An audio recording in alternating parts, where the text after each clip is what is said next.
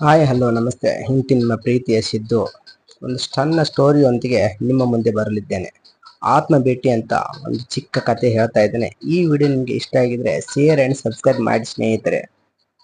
ಸಮಯ 11 ಗಂಟೆ. ತಣ್ಣನೆಯ ತಂಗಾಳಿ ಮಂಚದ ಮೇಲೆ ನಿದ್ದೆಯಲ್ಲಿ ಹೊರಳಾಡುತ್ತಿದ್ದೆ. ಹಳೆಯ ನೆನಪುಗಳು ಕನಸಾಗಿ ನನ್ನನ್ನು ಕಾಡುತ್ತಿತ್ತು. ತಕ್ಷಣ ಗಾಬರಿಯಲ್ಲಿ ಕಣ್ತೆಗೆದು ಎದ್ದು ಕುಳಿತೆ. ಈ ಕನಸು ಮಾಮೂಲಿ ಎಂದು ಮತ್ತೆ ಮಲಗಲು ಹೋದೆ. ನಿದ್ದೆಯಂತೂ ಬರಲಿಲ್ಲ. ತಲೆಯಲ್ಲಿ ನೂರಾರು ಚಿಂತೆಗಳು. ಟೈಮ್ ನೋಡಿದರೆ 11 ಗಂಟೆ.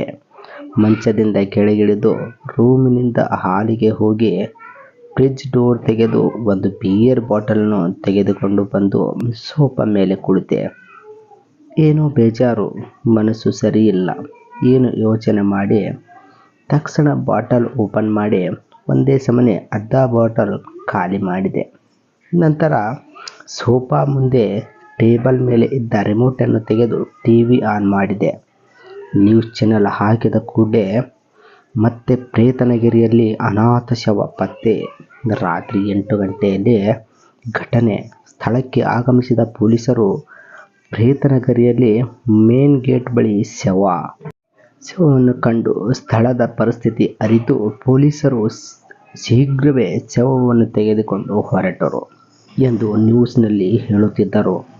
ಮತ್ತೆ ತಲೆಕೆಟ್ಟು ಬಾಟಲ್ನ ಪೂರ್ತಿ ಖಾಲಿ ಮಾಡಿದೆ. ಸೋಫಾದಿಂದ ಎದ್ದು ಟಿವಿ ಆಫ್ ಮಾಡಿ ಮತ್ತೆ ರೂಮ್ಗೆ ಬರುವಾಗ ಫೋನ್ ರಿಂಗ್ ಎನಿಸಿತು. ರಿಸೀವ್ ಮಾಡಿದೆ. ಶಿವ, ಸರಿಯಾದ ಸಮಯ, ನೀನು ಈಗಲೇ ಹೋಗಬೇಕು. ಸರಿ, ಇನ್ನು ಅರ್ಧ ಗಂಟೆ, ನಾನು ಮತ್ತೆ ಕಾಲ್ ಮಾಡುತ್ತೇನೆ ಎಂದು ಹೇಳಿ ಕಾಲ್ ಕಟ್ ಮಾಡಿದ. ತಲೆಯಲ್ಲಿನ ಚಿಂತೆಯನ್ನು ಕಿತ್ತೆಸೆದು ರೂಮ್ ಒಳಗೆ ಬಂದ. ಮಂಚದ ಕೆಳಗೆ ಇದ್ದ ಪೆಟ್ಟಿಗೆ ಹೊರಗೆ ಎಳೆದು ಓಪನ್ ಮಾಡಿ ಕೆಲವು ವಸ್ತುಗಳನ್ನು ತೆಗೆದು ಬ್ಯಾಗಿಗೆ ಹಾಕಿಕೊಂಡು ಕಪ್ಪು ಬಟ್ಟೆ ಮತ್ತು ಕಪ್ಪು ಉದ್ದನೆಯ ಕೋಟು, ಬ್ಲ್ಯಾಕ್ ಶೂಸ್ ಧರಿಸಿ ಬ್ಯಾಗ್ ಹೆಗಲಿಗೆ ಹಾಕಿಕೊಂಡು ಕನ್ನಡಿ ಮುಂದೆ ನಿಂತೆ. ಸದೃಢವಾದ ದೇಹ, ಮುಖದಲ್ಲಿ ಏನೋ ಸಾಧಿಸುತ್ತಿರುವ ಕಳೆ ಎದ್ದು ಕಾಣುತ್ತಿತ್ತು. ಕನ್ನಡಿ ಮುಂದೆ ಇದ್ದ ಟೋಪಿ ತೆಗೆದು ತಲೆಗೆ ಹಾಕಿಕೊಂಡು ಒಂದು ಮುಗುಳ್ನಗೆ ಬೀರಿ ರೂಮಿನಿಂದ ಹೊರಬಂದು ಹಾಲ್ನ ಶೋಕೇಸ್ ಮೇಲೆ ಇಟ್ಟಿದ್ದ ಒಂದು ಚಿಕ್ಕ ಪೆಟ್ಟಿಗೆ ಓಪನ್ ಮಾಡಿದೆ. ಒಂದು ಹಳೆಯ ಬೆಳ್ಳಿಯ ಚೈನು ನೋಡಿ ಸ್ವಲ್ಪ ಕಣ್ಣು ಮುಚ್ಚಿ ಏನೋ ನೆನೆದು ಅದನ್ನು ಕತ್ತಿಗೆ ಹಾಕಿಕೊಂಡು ಮನೆಯಿಂದ ಹೊರಬಂದೆ. ಸುತ್ತಲೂ ತೋಟದ ಮಧ್ಯದಲ್ಲಿ ಒಂದು ಮನೆ ಮಾತ್ರ. ಮನೆಯ ಬೆಳಕು ಬಿಟ್ಟರೆ ಬೇರೆ ಎತ್ತಲು ಕತ್ತಲು. ಮನೆಯ ಮುಂದೆ ನಿಂತ ಬುಲೆಟ್ ಬೈಕ್ ಏರಿ ಸ್ವಲ್ಪ ಸಮಯದ ನಂತರ ವೇಗವಾಗಿ ಬಂದು ಶಾಂತನಗರ ಕಾಲೋನಿಯ ಮೇನ್ ಗೇಟ್ ಮುಂದೆ ಬೈಕ್ ನಿಲ್ಲಿಸಿ ಗೇಟ್ನ ಪಕ್ಕ ನೋಡಿದರೆ ಪ್ರೇತನಗರಿ ಎಂದು ಬರೆದು ಎಚ್ಚರಿಕೆ ಎಂದು ಬೋರ್ಡ್ ಹಾಕಿತ್ತು. ಹೌದು, ಕೆಲವು ವರ್ಷಗಳ ಹಿಂದೆ ಶಾಂತನಗರವೆಂದು ಶಾಂತವಾಗಿದೆ ಇದ್ದ ಈ ಕಾಲೋನಿ ಕೆಲವು ದುರ್ಘಟನೆಯಿಂದ ಪಾಳು ಬಿದ್ದಿದೆ. ಇಲ್ಲಿ ನೆಗೆಟಿವ್ ಎನರ್ಜಿ ಹೆಚ್ಚಿದೆ ಎಂದು ಸರ್ಕಾರ ಗೇಟಿಗೆ ಬೀಗ ಹಾಕಿ ಮುದ್ರೆಗೆ ಒತ್ತಿ ಒಳಗೆ ಪ್ರವೇಶ ನಿಷೇಧಿಸಲಾಗಿದೆ ಎಂದು ಹಾಕಿತ್ತು. ಬೈಕಿನ ಗೇಟ್ ಬಳಿಯೇ ನಿಲ್ಲಿಸಿ ಬ್ಯಾಗ್ ಹೆಗಲಿಗೆ ಹಾಕಿ ಕಾಂಪೌಂಡ್ ಹಾರಿದ. ಸುತ್ತ ಪಾಳು ಬಿದ್ದ ಮನೆಗಳು. ಮಧ್ಯ ರಸ್ತೆಯಲ್ಲಿ ಹೋಗುತ್ತಿದ್ದೆ. ಚಂದ್ರನ ಬೆಳಕು ಬಿಟ್ಟರೆ ಬೇರೆ ಯಾವ ಬೆಳಕು ಇಲ್ಲ ಅಲ್ಲಿ. ಅಕ್ಕಪಕ್ಕದ ಮುರುಕಲು ಮನೆಗಳಿಂದ ವಿಚಿತ್ರ ಶಬ್ದ. ಮನೆಯೊಳಗಿಂದ ಕೆಲವು ವಸ್ತುಗಳು ಹೊರಗೆ ಬೀಳುತ್ತಿದ್ದವು. ಆದರೆ ನನಗೆ ಒಂದು ಥರ ಮಂಡು ಧೈರ್ಯ. ಕಣ್ಣಲ್ಲಿ ಏನೋ ಹುಡುಕುವ ಬಯಕೆ, ಏನೋ ಸಾಧಿಸುವ ಆತುರ. ದೂರದಲ್ಲಿ ನಾಯಿಗಳು ಭಯಾನಕವಾಗಿ ಕೂಗುತ್ತಿದ್ದವು. ರಸ್ತೆಯ ಅಕ್ಕಪಕ್ಕದ ಮನೆಯಿಂದ ಮತ್ತೆ ಶಬ್ದಗಳು ಹೆಚ್ಚಾದವು. ನಾನು ಮಾತ್ರ ಎದೆಯನ್ನು ಉಬ್ಬಿಸಿ ರಸ್ತೆಯಲ್ಲಿ ನೇರವಾಗಿ ಹೊರಟೆ. ಸ್ವಲ್ಪ ಸಮಯದ ನಂತರ ಒಂದು ದೊಡ್ಡ ಪಾಳು ಬಿದ್ದ ಆಸ್ಪತ್ರೆ ಎದುರು ನಿಂತೆ.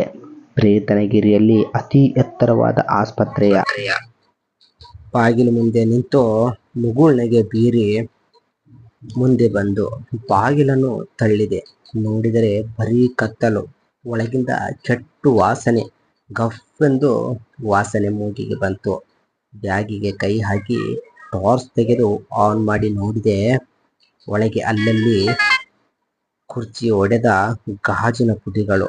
ಟಾರ್ಚಿನ ಬೆಳಕು ಬೀರುತ್ತಾ ಒಳಬಂದು ಸುತ್ತಲೂ ಒಮ್ಮೆ ಕಣ್ಣಾಡಿಸಿದೆ. ವಿಶಾಲವಾಗಿತ್ತು.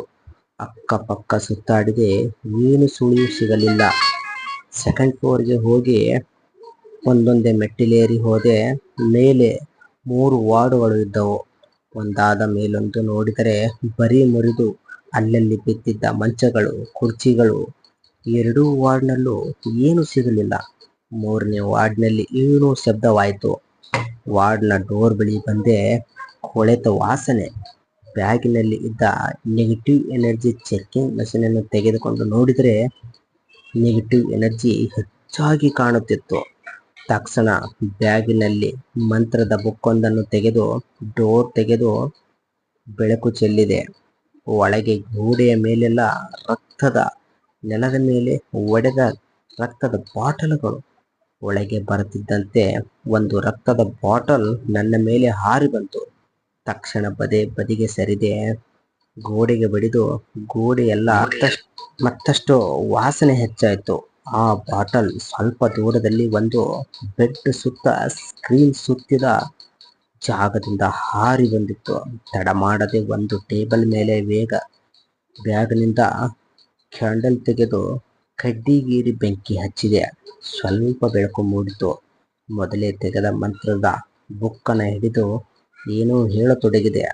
ಸ್ಕ್ರೀನ್ ಒಳಗಿಂದ ಕಿರುಚುವ ಸದ್ದು, ನಿಲ್ಲಿಸು ನಿಲ್ಲಿಸು ಎನ್ನುವ ಸದ್ದು. ನಾನು ಮಂತ್ರವನ್ನು ಜೋರಾಗಿ ಹೇಳತೊಡಗಿದೆ. ತಕ್ಷಣ ಒಂದು ವಿಕರವಾದ ಬಳಿ ಆಕೃತಿ ನನ್ನ ಮೇಲೆ ಎಗರಿತು. ನಾನು ಪಕ್ಕಕ್ಕೆ ಎಗರಿದೆ. ಮತ್ತೆ ನನ್ನ ಬಳಿ ಬಂದು ನನ್ನ ಕತ್ತು ಹಿಡಿದು ಬಿಗಿ ಮೂಡಿತು. ನೆಲದಿಂದ ಸ್ವಲ್ಪ ಮೇಲೆ ಏರಿತು. ಮಂತ್ರ ಹೇಳಲು ಆಗಲಿಲ್ಲ. ತಕ್ಷಣ ಕತ್ತಲ್ಲಿದ್ದ ಬೆಳ್ಳಿ ಚೈನ್ ಹೊರತೆಗೆದೆ. ಅದನ್ನು ನೋಡುತ್ತಿದ್ದ ಹಾಗೆ ನನ್ನನ್ನು ಪಕ್ಕಕ್ಕೆ ಎಸೆದು ಚೀರುತ್ತಾ ನೆಲದ ಮೇಲೆ ಬಿತ್ತು. ನಾನು ತಕ್ಷಣ ಬ್ಯಾಗಿಗೆ ಕೈ ಹಾಕಿ ಒಂದು ಮಂತ್ರ ದಂಡ ತೆಗೆದು ಆ ಆತ್ಮ ತಲೆಯ ಮೇಲೆ ಹಿಡಿದೆ. ಅದು ಮತ್ತೊಮ್ಮೆ ಜೋರಾಗಿ ಕಿರುಚಿತು ಮತ್ತು ಮುದುರಿತು. ನನ್ನನ್ನು ಬಿಟ್ಟು ಬಿಡು ಬಿಡು ನನ್ನ ಎಂದು ಕಿರುಚಿತು. ನನಗೆ ಆತ್ಮಗಳ ಮೇಲೆ ಕೋಪವಿಲ್ಲ, ಆದರೆ ಮಿತಿಮೀರಿ ಗಡಿ ದಾಟಿದ ಆತ್ಮ ನೀನು. ನರಬಳಿ ಕೇಳುವುದು ತಪ್ಪು. ನಿನ್ನಿಂದ ಈಗಾಗಲೇ ಸುಮಾರು ಜನ ಸಾವನ್ನಪ್ಪಿದ್ದಾರೆ. ನಿನಗೆ ಈ ಭೂಮಿಯ ಮೇಲೆ ಋಣ ತೀರಿದೆ ಎಂದು ಬ್ಯಾಗಿನಿಂದ ಒಂದು ಬಾಟಲ್ ತೆಗೆದು ಟೇಬಲ್ ಮೇಲೆ ಇಟ್ಟೆ. ದಂಡ ಹಿಡಿದು ಮಂತ್ರ ಹೇಳತೊಡಗಿದೆ. ಅದು ಚೀರುತ್ತಾ ಬಾಟಲ್ ಒಳಗೆ ಹೋಗಿ ಬಂದಿಯಾಯಿತು. ಬಾಟಲ್ ತೆಗೆದು ಬ್ಯಾಗಿಗೆ ಹಾಕಿ ಮೆಟ್ಟಿಲಿಳಿದು ಆಸ್ಪತ್ರೆಯಿಂದ ಹೊರಬಂದೆ. ಈಗ ರಸ್ತೆಯಲ್ಲಿ ಬರುವಾಗ ಯಾವ ಶಬ್ದವೂ ಇಲ್ಲ. ಸೀದಾ ಗೇಟ್ ಬಳಿ ಬಂದು ಕಾಂಪೌಂಡ್ ಹಾರಿ ಬೈಕ್ ಎದುರು ಬಂದೆ. ಮತ್ತೆ ಹಿಂದೆ ತಿರುಗಿ ಬೋರ್ಡ್ ನೋಡಿ ಹತ್ತಿರ ಬಂದು ಕೆಳಗೆ ಬಿದ್ದಿದ್ದ ಒಂದು ಸುಣ್ಣ ಮತ್ತು ಕಪ್ಪು ಇದ್ದಲು ತೆಗೆದು ಎಚ್ಚರಿಕೆ ಎಂಬ ಪದವನ್ನು ಉಜ್ಜಿ ಮರೆ ಮಾಡಿದೆ. ಜೇಬಿನಿಂದ ಫೋನ್ ತೆಗೆದು ಕರೆ ಮಾಡಿದೆ. ಕೆಲಸ ಮುಗಿಯಿತು ಎಂದೆ. ಆ ಕಡೆಯಿಂದ ನಿನ್ನ ಜೊತೆ ಒಂದು ಮುಖ್ಯವಾದ ವಿಷಯ ಮಾತಾಡಬೇಕಿದೆ. ಡೈರೆಕ್ಟ್ ನಮ್ಮ ಹಳ್ಳಿಯ ಜಾಗಕ್ಕೆ ಬಾ ಎಂದು ಕರೆದೆ. ಸರಿ ಎಂದು ಕಾಲ್ ಕಟ್ ಮಾಡಿ ಮೇಲೆ ಕುಳಿತೆ.